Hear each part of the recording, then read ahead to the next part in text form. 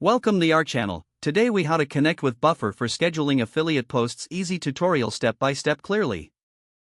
To connect with Buffer for scheduling affiliate posts, start by navigating to the Buffer website. If you don't have an account, click on the sign up button to create one. Fill in the necessary information to set up your account. Once your account is created, log in to the Buffer dashboard. On the dashboard, locate the Connect a Social Account button.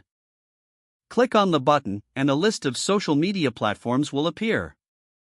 Select the social media platform where you plan to share your affiliate posts. Follow the prompts to authorize Buffer to access your social media account. After connecting, return to the Buffer dashboard. Next, click on the Queue tab to start scheduling your posts. Now, prepare the content for your affiliate post. Create a new post by clicking on the What do you want to share text box. Insert your affiliate link, along with any relevant text or images. Make sure to follow the guidelines for your specific affiliate program. Once your content is ready, select the account you wish to post to. To schedule, choose the date and time you want the post to go live. Review your post to ensure everything looks correct. When you are satisfied, click on the Add to Queue button. Your post is now scheduled and will be published at the designated time. Repeat this process for each affiliate post you want to schedule. Monitor your scheduled posts from the Buffer dashboard.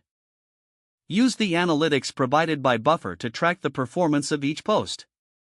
Adjust your strategy based on the results to maximize your affiliate marketing efforts.